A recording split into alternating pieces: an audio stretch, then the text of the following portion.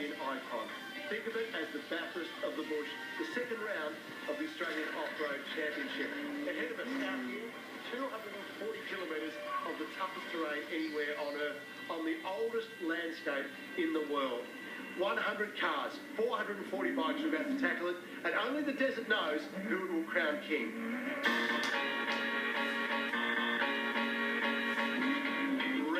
The Australian Off-Road Racing Championship in Hyden saw Shannon and Ian Wrench take control of championship points early. Yeah, definitely want that number one back on the roof again, and we'll be doing our best to get it.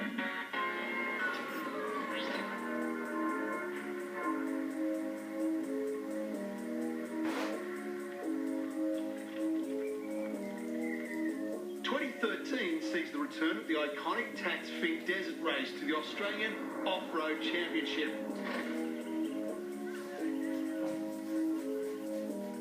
The Northern Territory's Red Centre, Alice Springs, is host to this annual event with a vast range of exciting things to do. Alice Springs is your base camp to new adventures just minutes from the town centre. The area comes alive with racing fans, interstate travellers and locals looking for a part of the action.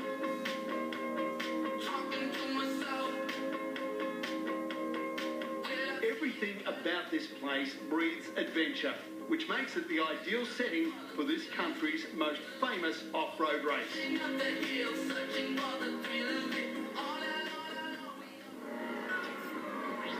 As the pre-race tension begins to build, 99 race cars, trophy trucks and buggies set themselves to try to conquer the harsh Australian desert. It is a brutal race. The colour of the sand and the shape of the trees, you just get that feeling that something's coming up. Yeah, you talk Finke and it's made of dreams. Yeah, it's the off-road race that captivates you as a racer. A test of endurance and speed, the 225-kilometre track starts in Alice Springs on Sunday, heading south alongside the Old Ghan Railway, trekking through checkpoints to the halfway point, which is a small settlement called Apachula on the banks of the Finke River. Overnighting and preparing to do it all again back to base camp at Alice Springs, the Tax Finke Desert Race has become renowned for its famous whoop sections dominating the trackscape.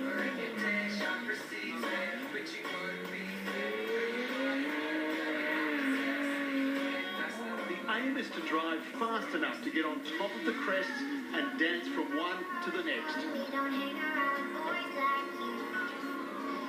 No one is more aware of how tough the Finke is and what it takes to tame the infamous Finke track than a past champion. With an honour board stemming back 25 years, these champions will always be on the hunt for that one more crown. Winning Finke is the pinnacle of off-roading, I believe. It's like our Bathurst of off-road, and it's right up there in most of the achievements I've done in my life. Finke just gives you a buzz in your heart, and it just makes you want to come back and do more and more of it. It's early Saturday morning. The teams start to roll in, preparing for the prologue ahead. The pit crews put the final touches to the vehicles to give their teams the best advantage they can find in their quest for that elusive pole position, which will guarantee them a dust-free run on the road to Finke. All teams were pushing their cars and their abilities to the limit, occasionally beyond, resulting in many Finke dreams coming to an abrupt end with numerous rollovers occurring. Unfortunately, ambition outweighs a little bit of talent. The dream start for the Rhodes Racing Team duo of David Fellows and Jack Rhodes, finishing prologue first and second outright respectively. This being Fellows' first drive back in a pro buggy for 2 years.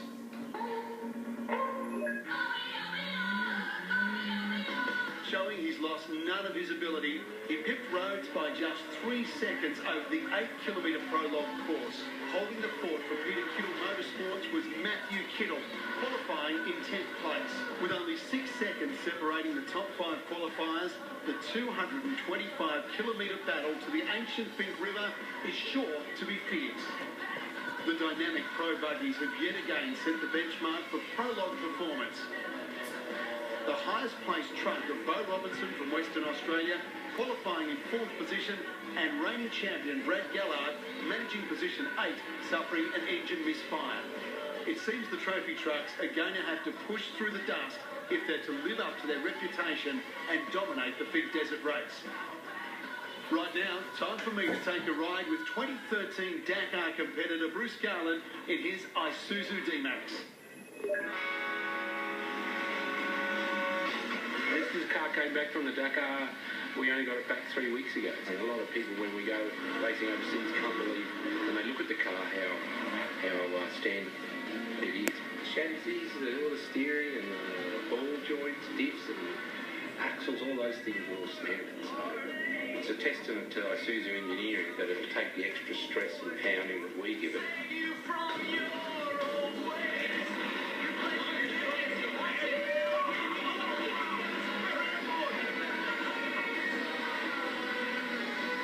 I've done 2 laps and I'm sweating, I'm exhausted, and I'm just visiting for the day. It's incredible. Well, it's 5:20 in the morning and it's freezing cold here. It's about to go sign on. Car's ready, so hopefully get the Finke. Yeah, won the event 5 times and once I've navigated. This is my 21st Finke, so probably used to what goes on around here. It's a tough race and a lot of things go wrong and it's still a long way to go down and back to Finke. As the sun begins to rise over Alice Springs, so does the anticipation of what the desert has in store.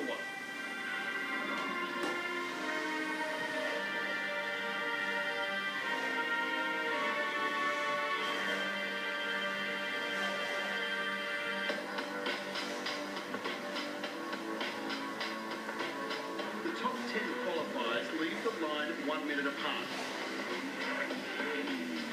Rhodes Racing Team leading the charge, with pressure coming from further down the grid. Third place Ulrich finds himself with clear track, as Rhodes suffers mechanicals just 40 kilometres from Alice. Rhodes out.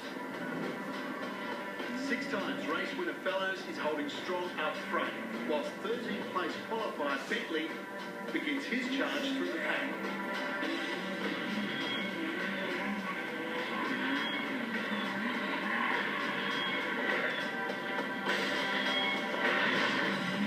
Teams deep into the first section of racing.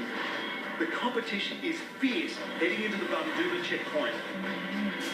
Fellows and Bergman looking good, but is their time good enough to hold off the charges through the field?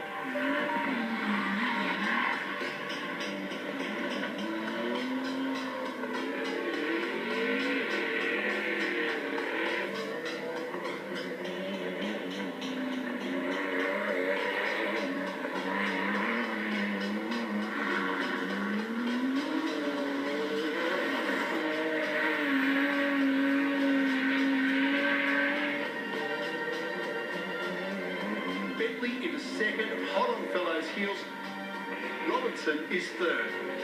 Just kilometres past Bunduma checkpoint, Ulrich is out. Leaving clear track for the lead trophy truck, OBR's Robinson and Skinner. The Geyser Brothers trucks of Rowe and Geddes also barging their way through the pack.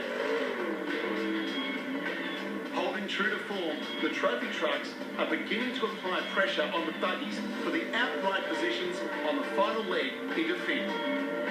Has Robinson done enough with clear track to reel in the 90-second deficit for the race lead?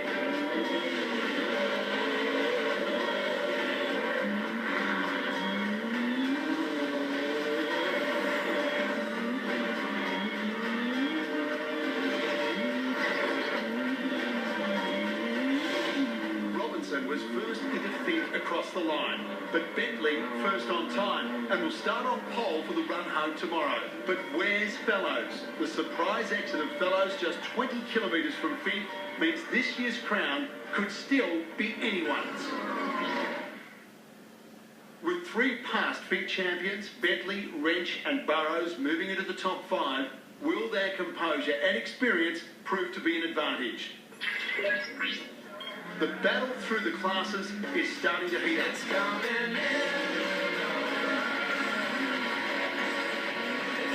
Trophy trucks, OBR's Bo Robinson and Ken Skinner lead Billy Geddes and Jamie Ward.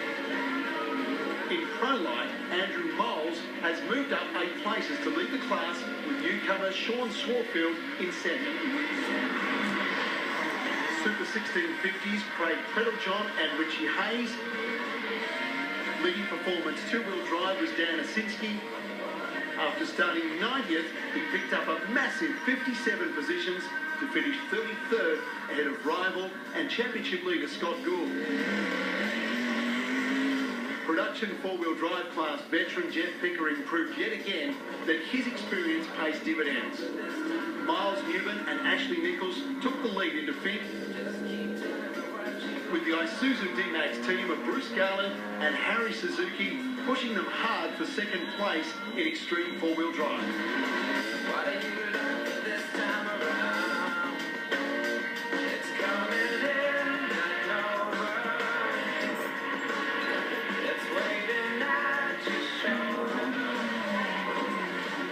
Also western side of the road, I just keep going. No, we've already talked about this. If as long as I'm upside down or on 5, I won't be backing off, I'll just be keeping on going. Coming up, where the desert wins.